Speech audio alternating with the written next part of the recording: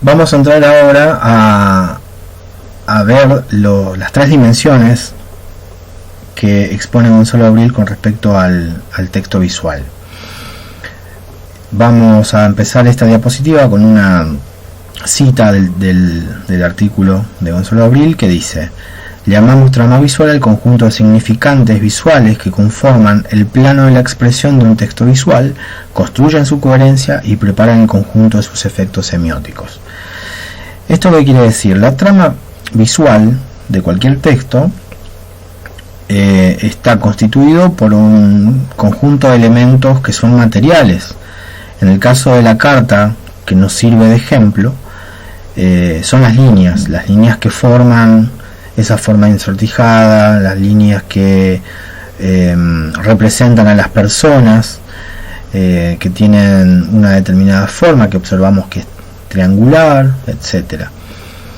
Por otro lado, esas líneas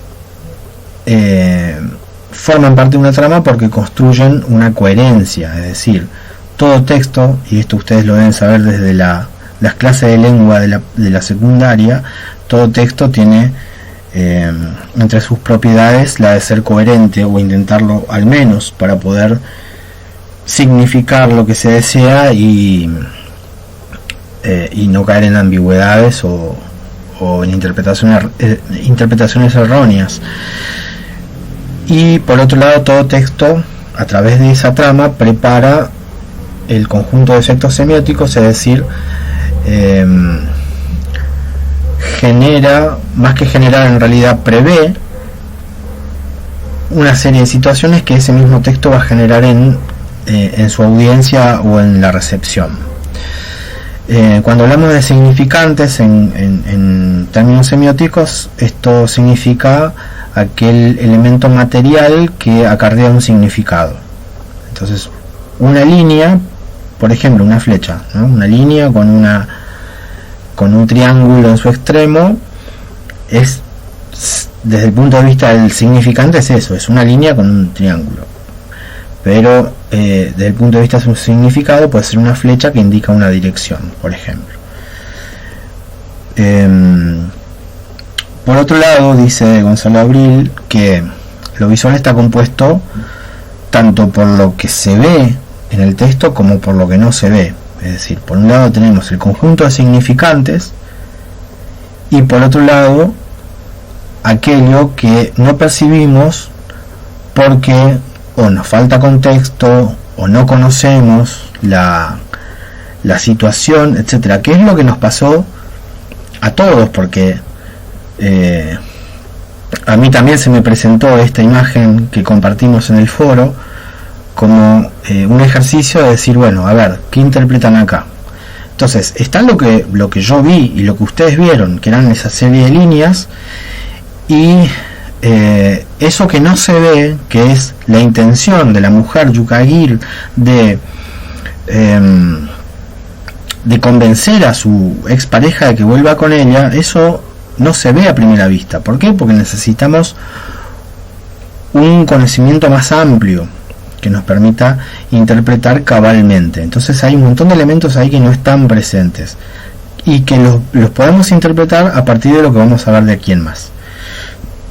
Entonces, lo que propone Gonzalo Abril es que lo visible y lo invisible en un texto visual está cruzado por tres aspectos.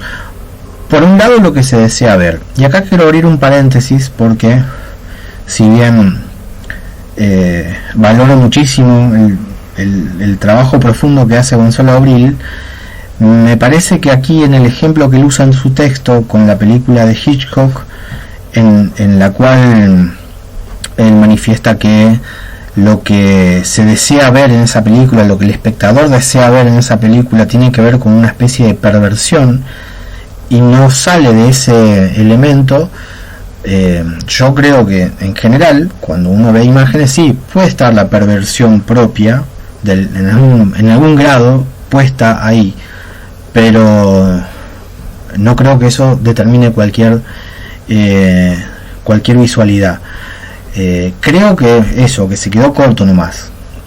Creo que se puede ampliar el espectro de lo que se desea ver. Entonces, volviendo a nuestro ejemplo de la carta, ¿qué es o cómo se manifiesta ahí, o cómo se manifestó ahí el deseo? Desde mi interpretación, lo que yo vi, por ejemplo, tiene que ver mucho con una actitud de muchos de nosotros que tiene que ver con lo ambiental, ¿no? Nosotros observamos eso y lo que vemos fueron pinos, humo, edificios, ¿no? Ese conjunto de significantes lo interpretamos desde ese lugar, desde el deseo de que las cosas cambien, el deseo de que las cosas mejoren. Entonces vimos en ese texto una manifestación de ese deseo, ¿no? La manifestación del deseo de que haya otra persona en otro lugar, no sabíamos quién, ni cuándo, ni dónde, pero haciendo referencia a una problemática de esta índole. Relacionado con esto está también lo que se sabe o lo que se cree. Cada cual interpretó la imagen desde lo que sabe o lo que cree. Entonces, por ejemplo, hubo quien ya conocía la imagen, ya conocía la historia, y su saber hizo que ese texto nada más fuera una repetición, no fuera una cuestión que lo llevara a imaginarse una situación diferente. Por otro lado, las otras interpretaciones tuvieron que ver con lo que dijimos recién, las problemáticas ambientales, que son algo que están muy presentes, sobre todo en este momento en el cual la naturaleza se está manifestando debido a la ausencia de movimiento humano normal como venía siendo. Otros tal vez más aficionados a algún tipo de actividad relacionada con la electrónica, con los dispositivos electrónicos o con ingeniería o algo así, bueno, vieron ahí un croquis y no una carta. Otros u otras sí vieron ahí la representación de personas, pero posiblemente porque ya tengan un entrenamiento en la observación, por ejemplo, de obras de artes plásticas en las cuales aparecen representadas figuras de una manera parecida, o mejor dicho, aparecen representadas personas de una manera parecida a estas figuras. Inclusive hubo quien en su interpretación compartió un cuadro de Miró que le recordó esta imagen de la carta. Y en cuanto a lo que se sabe, por ejemplo, es llamativo que la mayoría se refirió a esas formas triangulares posiblemente como si fueran pinos. ¿Y a qué voy con esto? A que nosotros aquí en Misiones estamos muy habituados a ver pinos y en general, ¿no? Pero nadie dijo que eso podía ser otra clase de árbol parecido, como por ejemplo los abetos, que forman parte de la misma familia de árboles, u otra clase, por ejemplo, no sé, árboles de guayaba, pero estilizados de esa manera. ¿Se entiende? Entonces, cada cual ve la imagen y la interpreta desde lo que sabe o desde lo que cree, en todo caso, y eso es lo que determina nuestra manera de mirar. Y por otro lado, como dije más atrás, refiriéndome a las prácticas discursivas, está involucrado lo que se hace con el texto visual. Muchos aquí interpretaron como si fuera una manifestación, como si la carta fuera una manifestación artística, en la cual de una manera metafórica se exponía un combate entre la naturaleza y la modernidad. Otros vieron algo más práctico, como un plano o un croquis. Entonces siempre hay un hacer detrás de la imagen, siempre hay una intencionalidad y siempre forma parte de algún espacio discursivo, algún espacio de comunicación. En el caso de la carta, ¿qué es lo que esta mujer pretende hacer? Pretende convencer a su ex amante o a su ex pareja que vuelva con ella.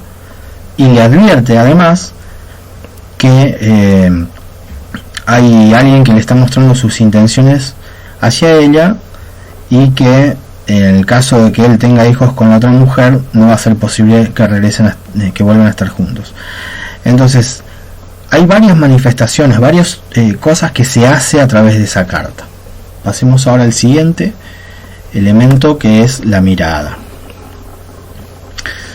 La mirada, dice Abril, lo que hace es seleccionar, no siempre de manera consciente, lugares de enunciación construidos y asignados como posiciones sociales. Es decir, siempre miramos desde un lugar de personas. No hay forma de escapar de eso, por eso es inconsciente o no. Entonces, cuando miramos una película lo podemos hacer como espectadores pochocleros, ¿no? O sea, que